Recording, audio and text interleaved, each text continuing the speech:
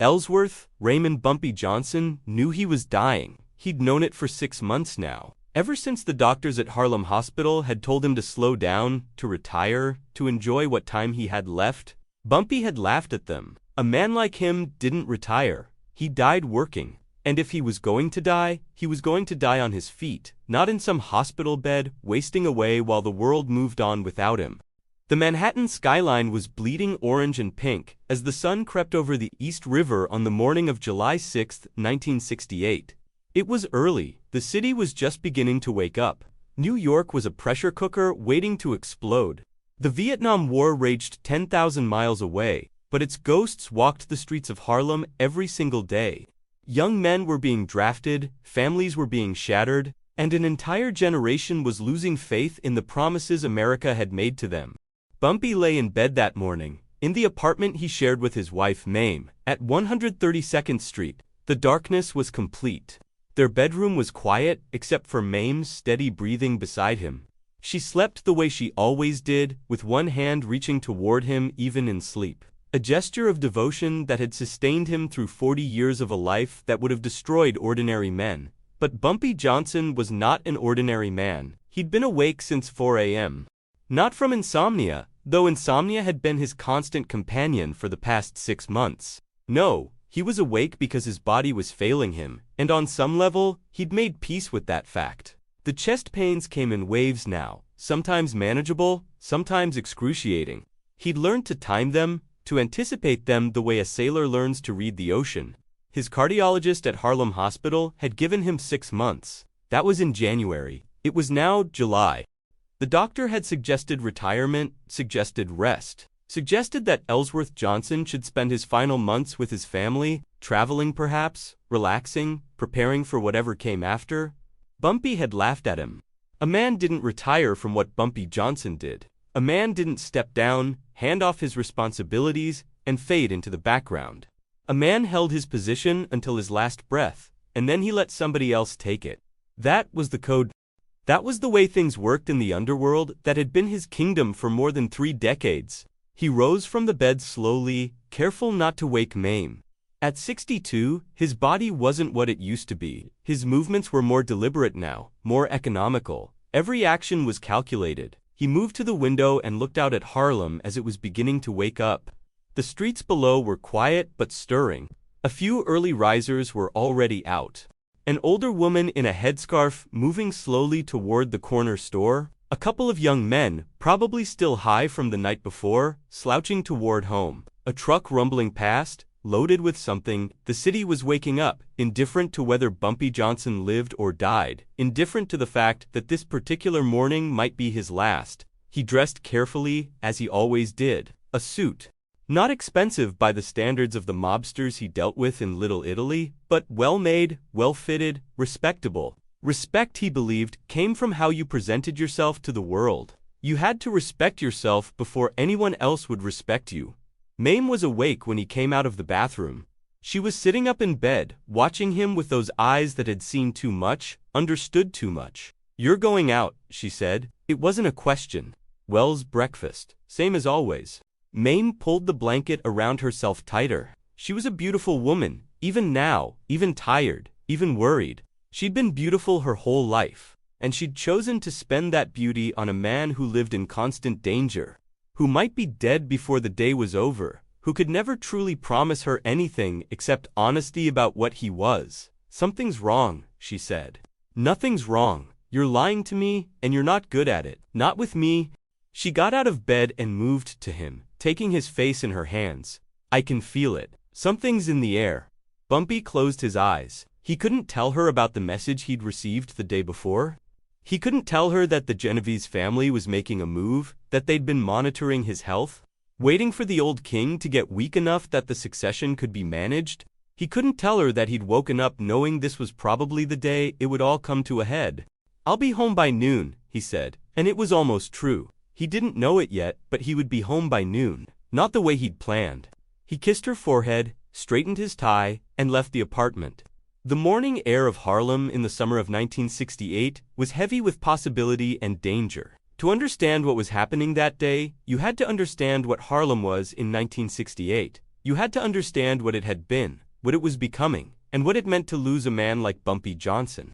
Harlem in 1968 was a neighborhood in transition, and not all of that transition was good. The Great Harlem Renaissance of the 1920s and 1930s, when the neighborhood had been the cultural and intellectual capital of Black America, was a memory. Duke Ellington had played those clubs. Langston Hughes had written poetry in those apartments. Marcus Garvey had preached his vision of Black nationalism on those streets. The Cotton Club had hosted the best jazz in the world for the entertainment of white audiences, while Black people were forced to enter through the back door. But that Harlem was gone. By 1968, the neighborhood was struggling, economically, socially, spiritually. Urban renewal projects, which Black residents sarcastically called Negro removal, had torn down whole blocks of housing. The factories that had once employed thousands were closing or moving out of the city. White flight to the suburbs had meant a collapse in the tax base and a deterioration of city services. Schools were overcrowded and underfunded. Unemployment among young Black men was hovering around 40%. It was into this vacuum of opportunity, into this desperation and hopelessness, that a new poison was beginning to flow, heroin, and it was coming from the Italian mob. For 3 decades, Bumpy Johnson had kept that poison out of Harlem.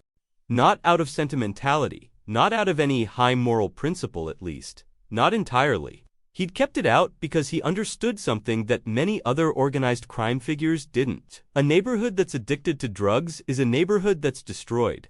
The infrastructure of crime depends on order, on respect, on predictability. A neighborhood full of desperate addicts is chaotic. Addicts steal from everybody, including the mob. They can't be trusted. They destroy the social fabric that organized crime depends on. Bumpy Johnson ran the numbers in Harlem. The numbers were a daily lottery that the poor people of the neighborhood played, betting small amounts of money on 3-digit combinations, dreaming of hitting it big. It was a tax on hope, a way for poor people to feel like they had agency in a world that was designed to crush their agency.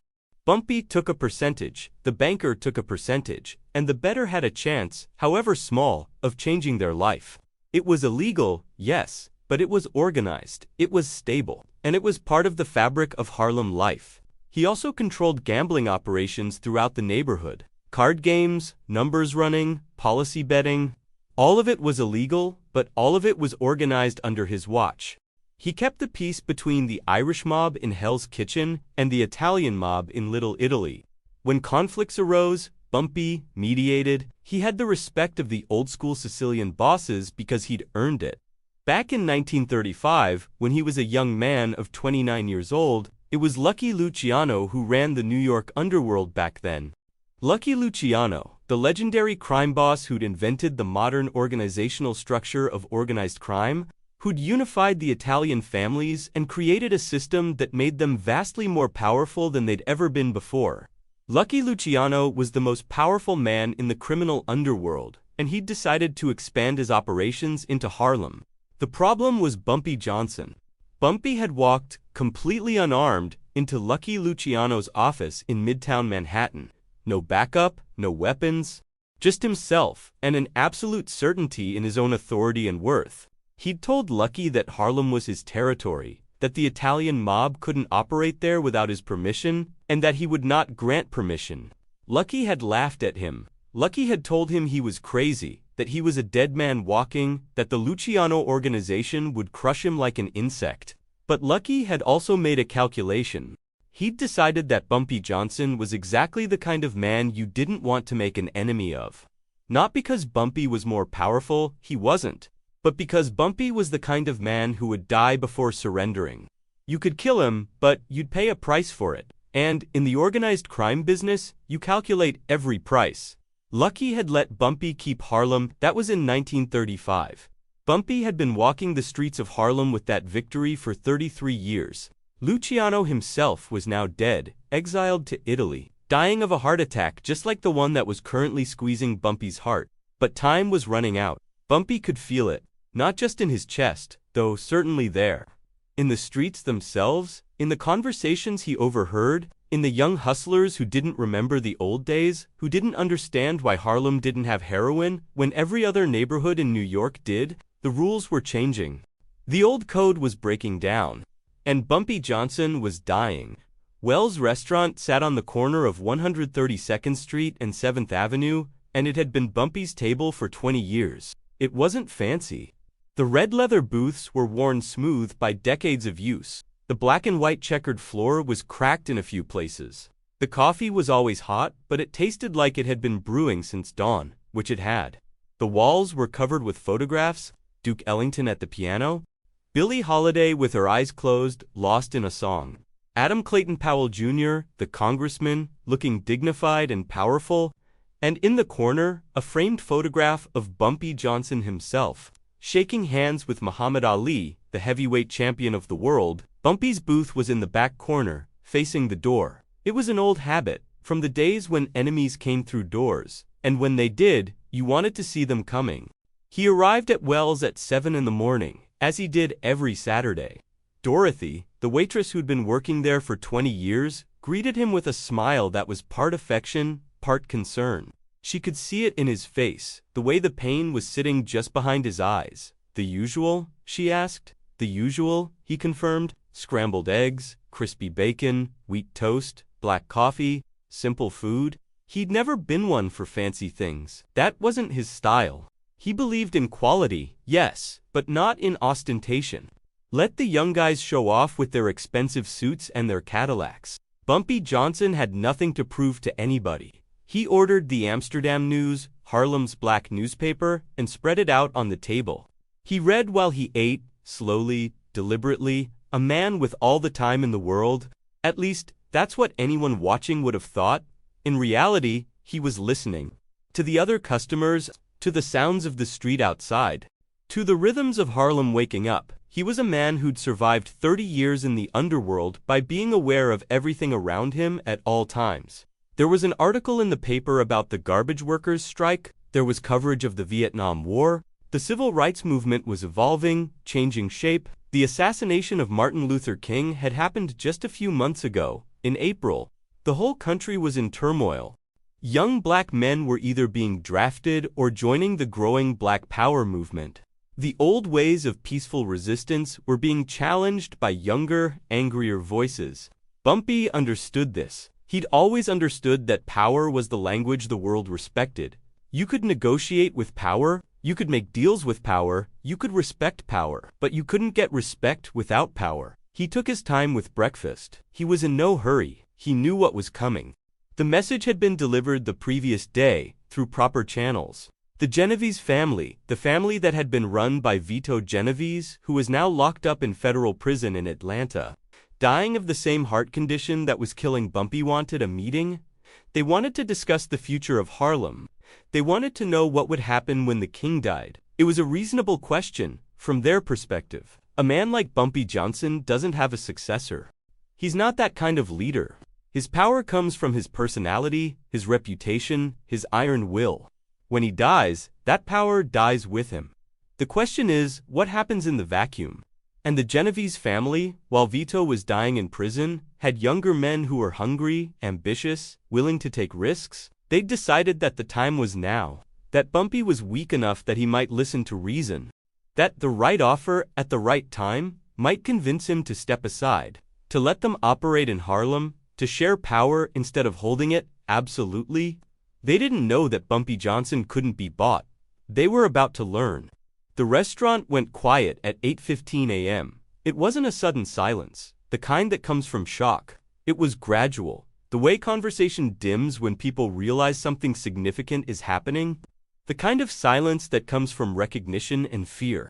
3 men walked through the door. They wore expensive suits, the kind that made it clear they had money and weren't afraid to show it. They were Italian, obviously.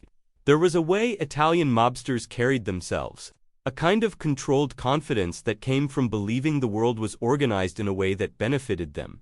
Because, for the most part, the first man was in his mid-40s. His name was Anthony Tony Peels Lantani, and he was a capo in the Genovese family. He'd made his bones running bookmaking operations in the Bronx. He was the negotiator, the one the family sent when they wanted to actually talk to somebody rather than intimidate them. Behind him was Joey Surprise, a captain in the family. His name was actually Joseph Stacy, but his nickname came from the fact that he had a reputation for showing up where you didn't expect him, usually with men and firepower behind him. Joey had the black leather briefcase in his hand. It was heavy with money. The third man was young, probably no more than 25. His name was Paulie Fortunato. He was muscle, pure, and simple. He was there to look hard and to prove that he belonged in the same room as Bumpy Johnson. Dorothy, the waitress, felt her hands shake as she held the coffee pot. The entire restaurant could feel the shift in energy, the way the air itself seemed to change when those three men walked in. Bumpy didn't look up from his newspaper.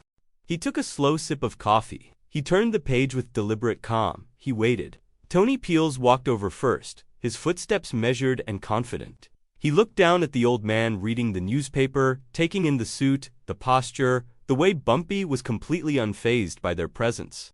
"Mr. Johnson," Tony said, his voice respectful but firm, "mind if we sit?" Bumpy folded his newspaper slowly. He took his time about it, making sure that every movement was deliberate, controlled, designed to communicate that he was in charge of this situation and everything in it. He looked up at Tony with eyes that had stared down mob bosses and crooked cops and killers for 30 years. Eyes that had seen men die and never blinked. Then he gestured to the booth across from him. "Free country," he said. The three men slid into the booth. Dorothy came over immediately, her hands trembling slightly. "Can I get you, gentlemen, anything?" she asked, her voice just barely steady. Tony Peels waved her away without looking at her. "Just coffee, black." She retreated, her heart pounding. Across the street, in a parked Buick, two of Bumpy's men sat watching through the window. Their names were Big Jack Turner and Raymond Slim Washington. Big Jack was 6 feet 4 inches tall and built like a refrigerator.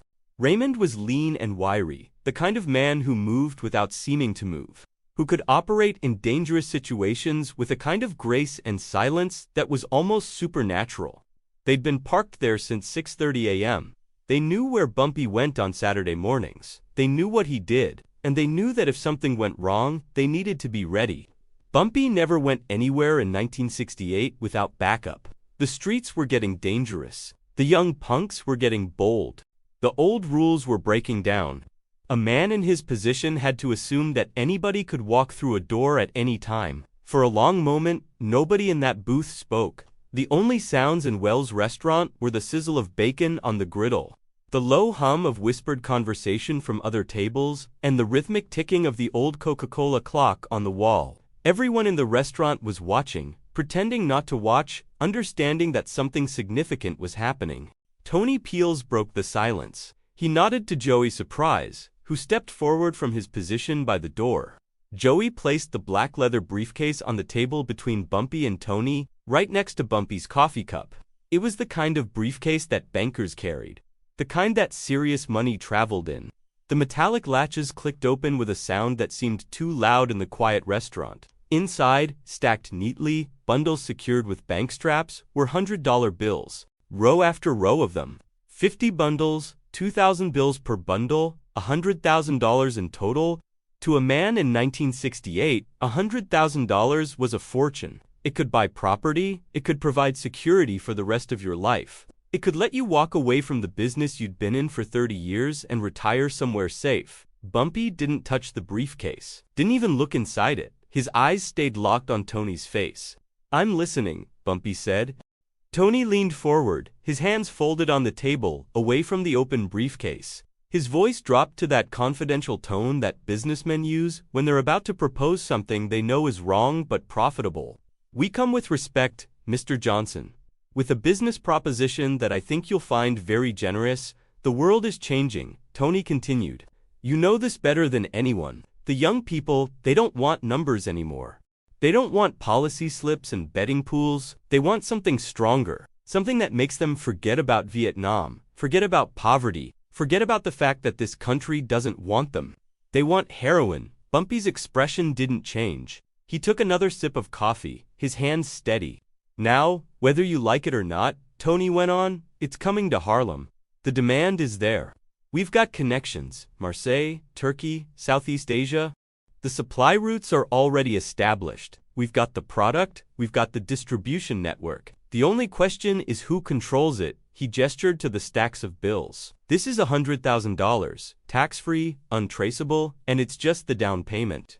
We're offering you 30% of all heroin profits in Harlem. You don't have to do anything, don't have to distribute, don't have to take any risk. Just stop blocking us, let us operate. You keep your territory, we keep ours. Everybody eats. The briefcase sat there on the table between them, bills visible in neat stacks, bank straps holding them together, a fortune. Enough to take care of Mame for the rest of her life, enough to buy property, invest, leave a legacy. Enough to die comfortable, which was something most men wanted. But Bumpy Johnson had never cared about dying comfortable. Paulie, the young one, couldn't keep his mouth shut. Youth and arrogance, Bumpy thought. A dangerous combination. The kind of combination that got men killed. Mr. Johnson, Paulie said, with all respect, you're not a young man anymore. You've had a good run. 30 years at the top. That's more than most men get. Why fight this? Take the money, enjoy your time, live to see your grandchildren grow up. We're going to do this with or without you. This is just us showing respect to a legend. That was when Bumpy's eyes shifted from Tony to Paulie, and the temperature in that booth dropped. Dorothy, refilling water glasses 3 tables away, felt it. The other customers felt it. Even Tony Peels felt it, and he instinctively reached out to put a hand on Paulie's arm. Too late. How old are you, son? Bumpy's voice was quiet, conversational, but it had an edge to it that nobody in the restaurant could miss. Paulie straightened up, trying to look tough, trying not to show that Bumpy's stare was making his stomach clench. 25, Paulie said. 25, Bumpy repeated, nodding slowly as if considering this information carefully. You know how old I was when I walked into Lucky Luciano's office in Manhattan and told him he couldn't touch Harlem without my permission? Paulie didn't answer. He didn't know the answer. 29, Bumpy said. 4 years older than you. You know what Lucky told me? He said I was crazy. Said I was a dead man walking. Said his organization would crush me like a bug. That was 1935, 33 years ago. In this powerful scene, Bumpy Johnson meets with Italian mobsters Tony Peels, Joey Surprise, and young Paulie at a restaurant in Harlem. They're attempting to persuade him to allow heroin trafficking in the neighborhood in exchange for money, but Bumpy firmly refuses. Despite feeling his heart failing, recognizing the same symptoms that killed his father decades earlier, Bumpy stands his ground. He reminds them that he has spent his entire life protecting Harlem from drug trafficking. Having witnessed heroin's destructive effects on communities since the 1920s, he explains that his refusal isn't about being stubborn or old-fashioned. It's about keeping a promise to the people of Harlem. When the mobsters argue they're simply businessmen and that people make their own choices, Bumpy cuts through their justifications. He calls them murderers, saying they don't just sell drugs, they sell death, hopelessness, and the destruction of futures. They transform young people who could become doctors, lawyers, and leaders into addicts and corpses. As the physical pain of his failing heart intensifies, Bumpy delivers his final message, one that would define his legacy. Harlem doesn't bow. Not now. Not ever. It's a defiant statement that encapsulates his commitment to his community, even as he faces death. The pain hit him like a sledgehammer. His coffee cup shattered on the floor as his hand flew to his heart, and Dorothy screamed from behind the counter. But before anyone could call for help, the restaurant door burst open. Big Jack Turner appeared in the doorway, 6'4" and filled with purpose, followed by Raymond Slim Washington, Marcus the Deacon Williams, and Cleveland. They'd been watching from across the street the whole time, waiting, ready. When they saw Bumpy grab his chest through the window, they came running.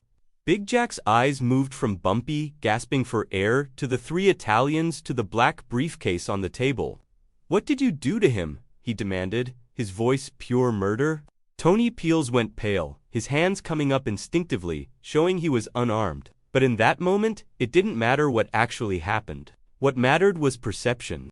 3 Italian mobsters sitting with Bumpy Johnson when he has a heart attack in his own neighborhood, in front of witnesses who loved him. They'd be torn apart before the ambulance arrived. Through his pain, Bumpy whispered, "Let them go." Big Jack looked confused, angry, but Bumpy had one last command. "I want them to tell their bosses. I want them to carry a message." His eyes locked on Tony Peels as he spoke his final words. Tell them Harlem doesn't bow. The three Italians didn't walk out. They ran, Joey clutching the briefcase, tires squealing as they burned rubber getting out of Harlem. They weren't running from a dying man. They were running from the rage of an entire neighborhood.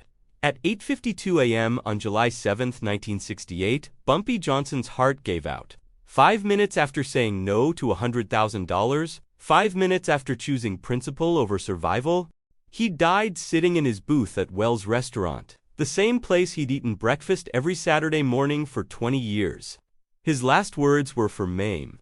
Tell her I'm sorry I missed lunch. More than 5,000 people came to his funeral at Abyssinian Baptist Church.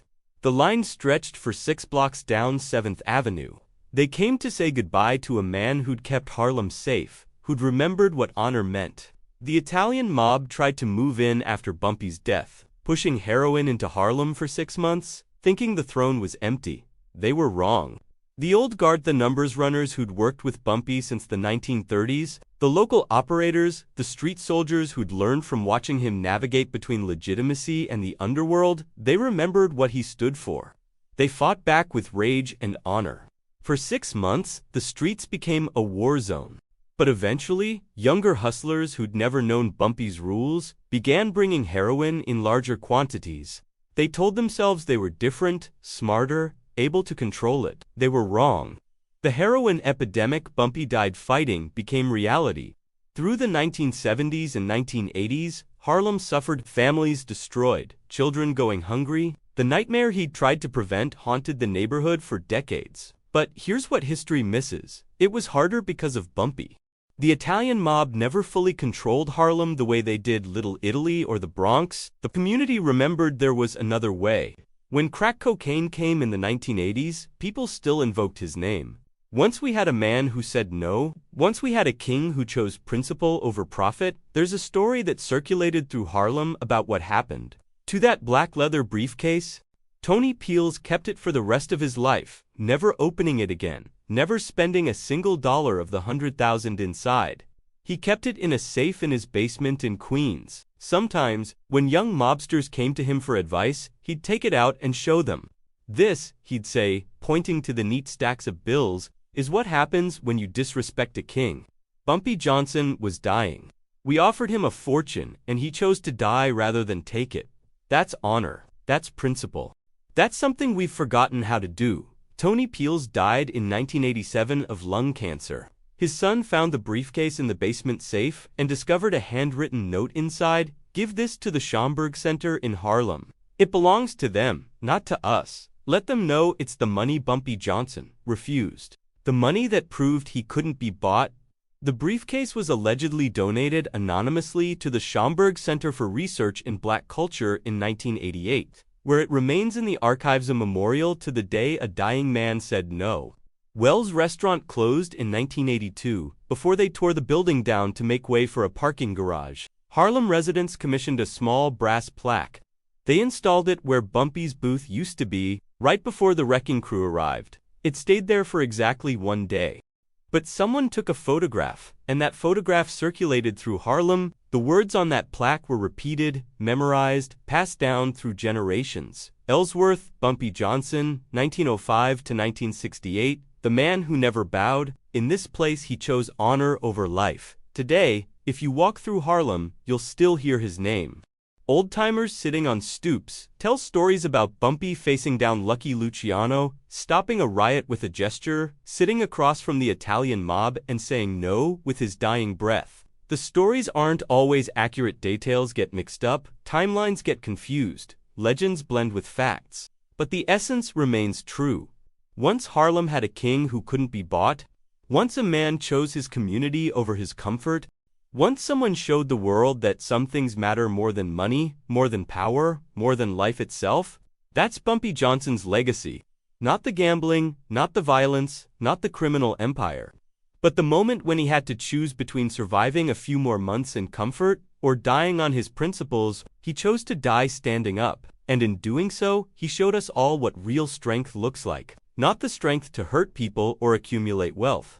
Real strength is saying no when everyone expects yes. The strength to choose the hard right over the easy wrong. The strength to stand there in a restaurant, knowing your heart is failing, knowing you're probably going to die in the next few minutes, and still say no because you promised your community something and you meant it. On July 7, 1968, Bumpy Johnson's heart stopped beating, but his words kept echoing. Harlem doesn't bow. Not now, not ever. And 56 years later, those words still mean something. They still inspire. They still remind us that we have choices, that we don't have to accept the world as it is presented to us. We can stand up, we can say no. We can choose principle over survival, even if it costs us everything, because that's what separates the legends from the rest of us. That's what makes a man immortal.